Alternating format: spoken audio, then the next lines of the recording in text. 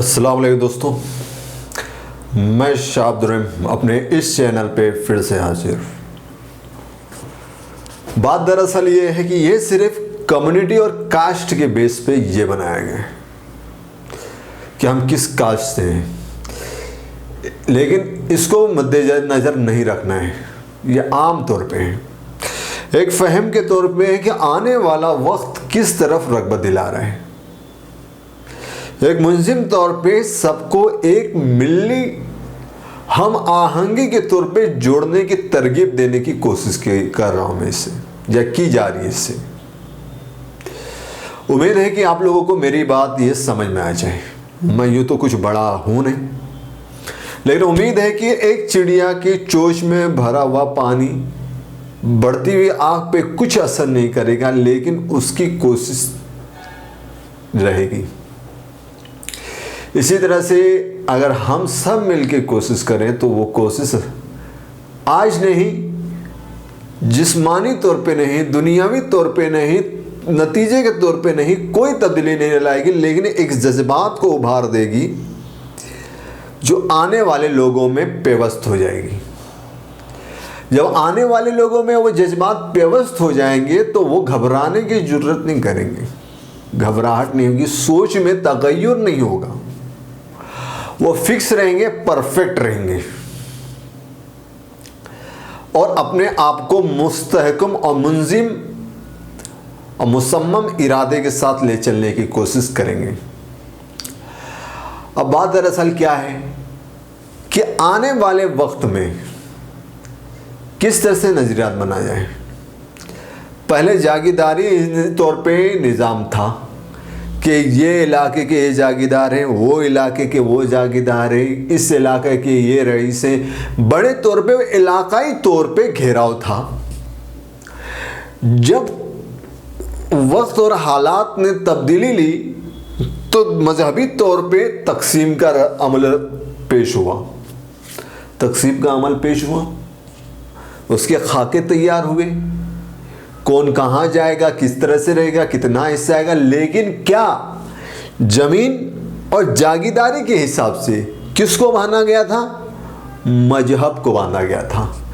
जमीन, जागीरदारी और हुकूमत के हिसाब से मजहब को बांधा गया था, लेकिन ये दुनियावी मामलात थे।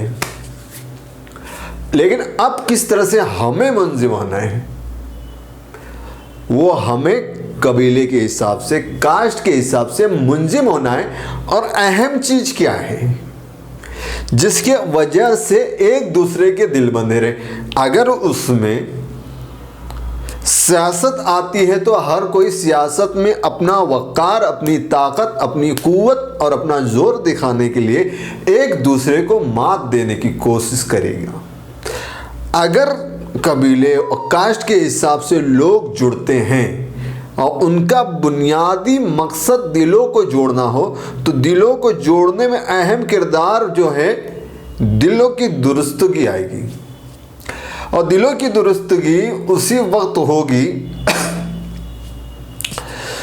कि किसी ने कहा, मतलब मोहम्मद सल्लल्लाहु अलैहि वसल्लम ने कहे कि दिलों की दुरुस्तगी उस चीज़ से आएगी जो दिल की ग़िज़ा हो, और खुदा ने कहा कि मेरे जिक्र से दिल को सुकून मिल जाता है। तो मकसद क्या हो, आने वाला रिजल्ट के हिसाब से कौन सा रिजल्ट आप समझ सकते हैं। दुनियावी ज़िंदगी के क्लास में पढ़ाई करें तो उस हिसाब से आपका रिजल्ट होगा। पढ़ाई, इम्तिहान, और लास्ट फाइनल क्या होती है, कितनों की हिम्मत कहाँ टूट जाती है? 10 तक, या उनके लवाजिमात, या उनको माशराती क़ुव्वत, या उनकी ज़ाती मुफाद की वजह से कोई 10 तक, कोई 12 तक, कोई ग्रेजुएशन तक, कोई पोस्ट ग्रेजुएशन तक, कोई लास्ट हाइगर एजुकेशन PhD तक, यहाँ तक। लेकिन ये सब क्या है? ये मौत के दर जाते हैं। किसी को बचपना, किसी को जवानी, किसी को बुढ़ापा, किसी को उधेड़। ये जिंदगी क्लास है, लेकिन रिजल्ट आखिर में। तो इस तरह से मिल्ली तंजीम के हिसाब से हमें चलाना है कि वक्त और हालात जो हैं, जब हम दुरुस्त हो जाएंगे तो पूरी चीज़ें दुरुस्त हो जाएंगी। मेरे ख्याल से गांधी जी का भी यही कॉल था कि अगर तुम्हें दुनिया सुधारना है तो पहले अपने से शुरू करो। ये मुझे इतना याद नहीं है इस तरह से कॉल है, मैं लेना नहीं चाहता कॉल, लेकिन ले रहा हूँ। ठीक, तो हमें अपने कम्युनिटी, अपने कास्ट के हिसाब से मिलनी तंजीम एक बोलता ना जुड़ जाना है। कल डिवाइड हो, जुड़े हो, बढ़ने हो, उससे हमें वो नहीं, क्योंकि खुदा की जमीन है, वो चाहे जिसे दे कि चाहे जिससे ले ले, चाहे जिसे इज्जत दे चाहे जिसे बेइज्जत कर दे, लेकिन हमें रसो नुमा और आगे तरक्की के लिए हमें काम करना है।